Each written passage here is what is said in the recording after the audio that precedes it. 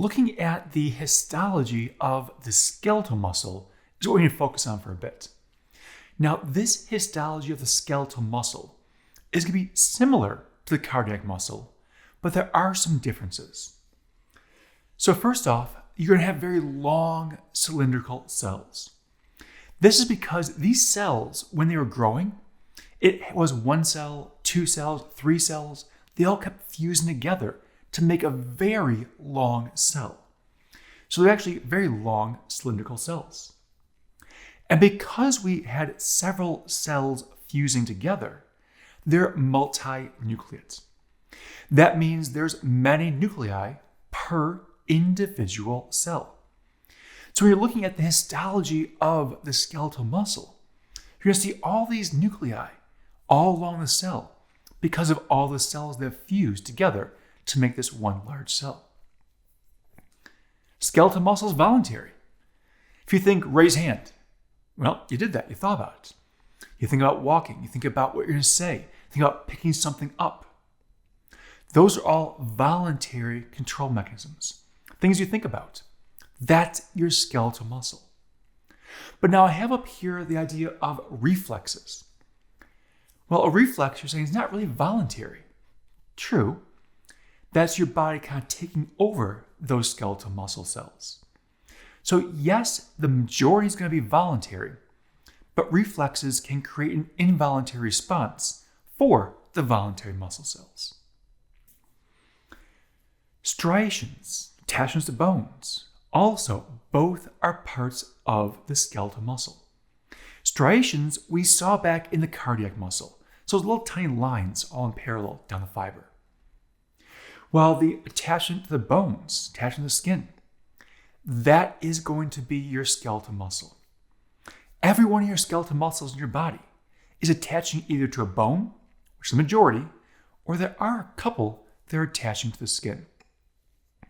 But they're attaching to something, one of those two things. They're not attaching to themselves typically.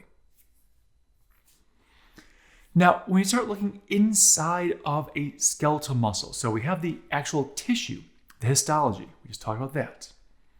That is the actual skeletal muscle histology. But then the term skeletal muscle, think biceps brachii, deltoid, pectoralis major. Those are the actual skeletal muscles. So if we look at one of those skeletal muscles, doesn't matter which one, take your pick.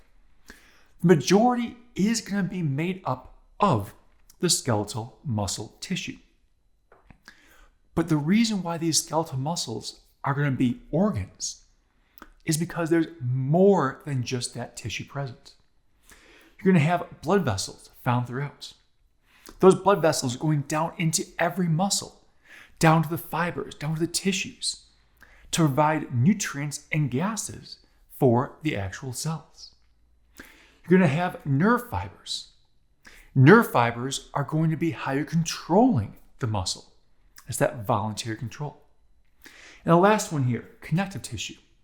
That's what's holding everything together. The connective tissue is going to hold all the individual pieces of the muscle together to make it one full muscle. So all these different types of tissues working together is why each skeletal muscle, deltoid, biceps brachii, pectoralis major, why each one of those is an actual organ, not just simply a muscle. Because again, organs are two or more tissues working together.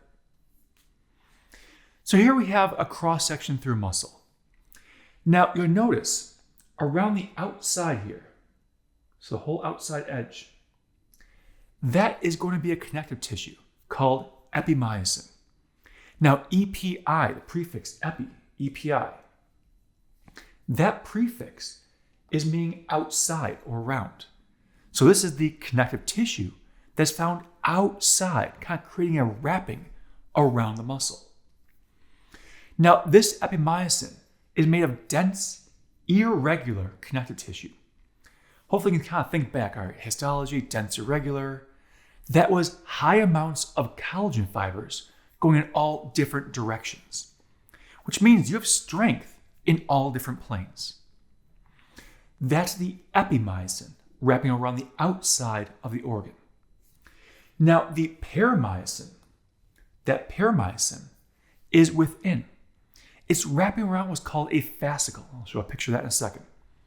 So these are the units inside the muscle.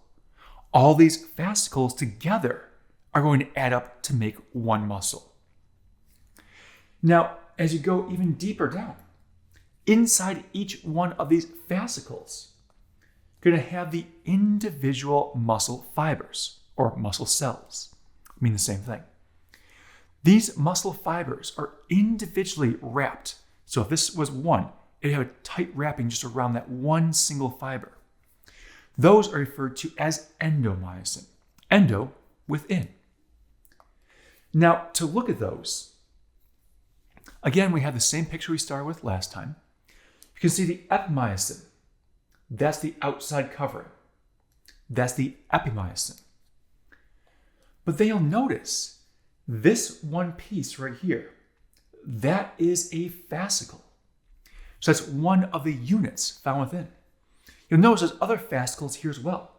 Each one I'm making an X in is a fascicle. So there's plenty of fascicles here.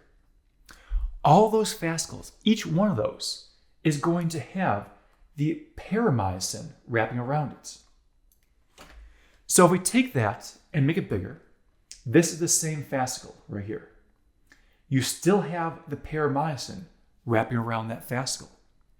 But now look inside the fascicle. We now have these, again, smaller units. Inside the fascicle, each unit here, each one of these, is considered a muscle fiber. That's one muscle fiber I circled. Each one of these, second muscle fiber, a third muscle fiber, a fourth one, they're all wrapped inside the fascicle. So pretty much what you're going to have is a whole series of muscle fibers wrapped together inside a fascicle. Then you have a whole bunch of fascicles wrapped together inside the muscle. So the outside, the whole entire muscle is covered by the epimyosin. The individual fascicles inside the muscle are covered by the paramycin.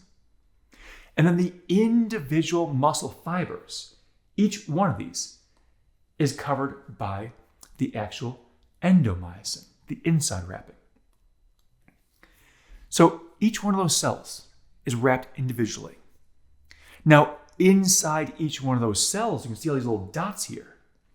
All those dots are referred to as a myofibril. So we have a whole bunch of these myofibrils all clustered and wrapped together inside the muscle fiber. So that means that that endomyosin is going to be wrapping and holding all of these individual myofibrils together.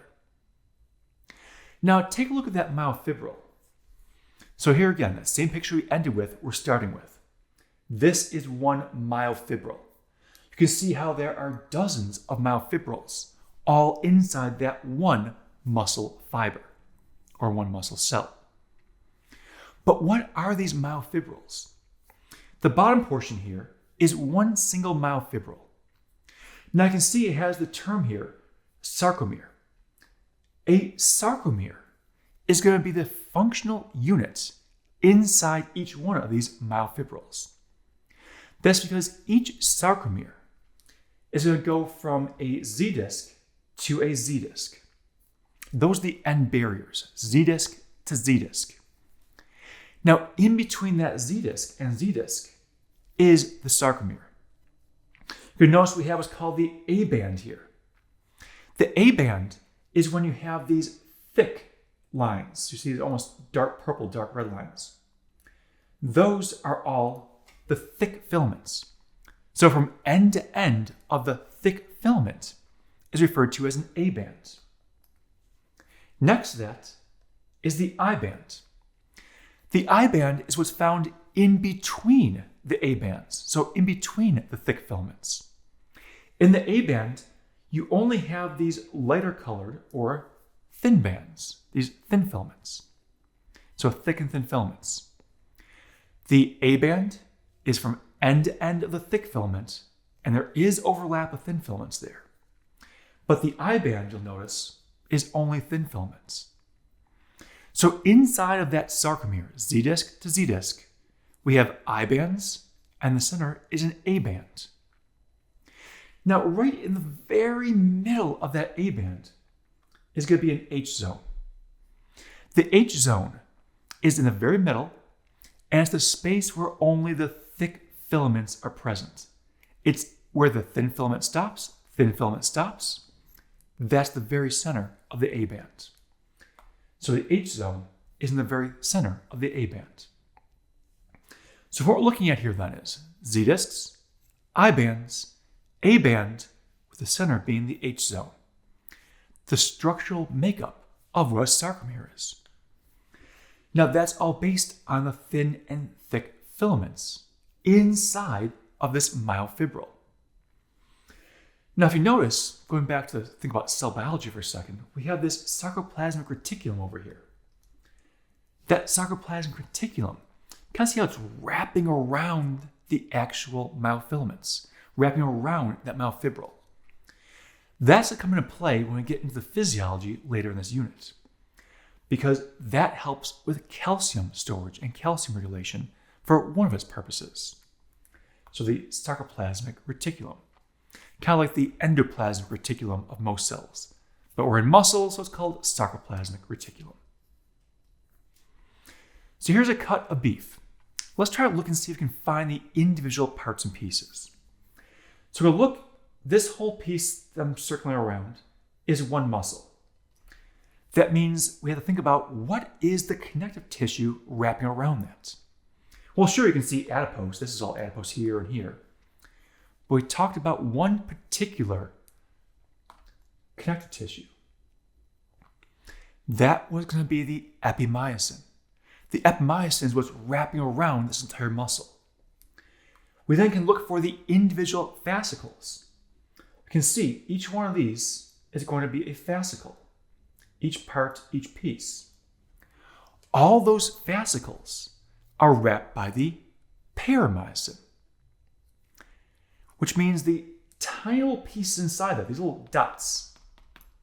So we can't really see it because it's not microscopic. But those are the individual muscle fibers or cells. And those individual muscle fibers and cells are wrapped by another one. What is that? That's the endomyosin. So again, the whole muscle, epimyosin. Perimyosin per fascicle, endomyosin per the muscle fiber. But how do all these muscles attach to things? The bones, the skin, for example. Now, most of them are spanning across joints. So as the muscle contracts, the joint moves. We're going to have the origin, and we're going to have the insertion. Now, these two will become very important when we start talking about the actual muscles themselves in the lab side of things. But think about the biceps brachii. Everyone kind of has that muscle running here. We're going to have some attachment down here in the elbow. We have some attachment up here in the shoulder. But think about when you contract this muscle so it's shorter, what happens? Your forearm comes up, which means this point down here, this attachment point, is being pulled towards this one. The insertion is always being pulled towards the origin. So any muscle, the insertion is being pulled towards the origin of that muscle. In this case, since your forearm's moving, the insertion down here is being pulled up towards the origin in the shoulder. Doesn't matter which muscle you're talking about, even the smallest muscles in your hand. Still, insertion is pulled towards the origin. So when you're contracting, it's always the same case. Insertion towards origin. Insertion towards origin. It never reverses. And the way those are physically attached to the muscles, to the bones, are going to be a direct or indirect method. Now, the direct method is when the epimyosin fuses directly into the actual bone itself. So it's fusing into the periosteum of the bone, which means it's still connected tissue to connective tissue, but we don't have any in between.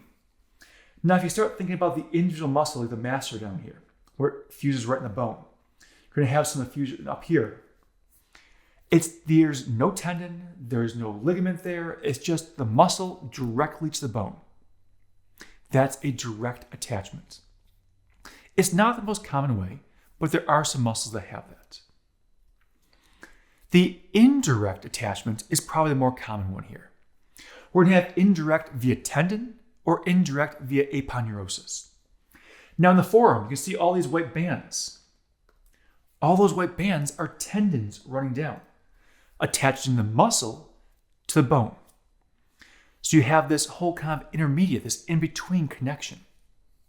Well, the term aponeurosis, this is an example of an aponeurosis over the top of your skull. It's when you have a very wide sheet of connective tissue connecting. So we have this aponeurosis. There's aponeurosis in your abdominal area for the actual abdominal girdle. This is why I showed you what's going over the top of your head.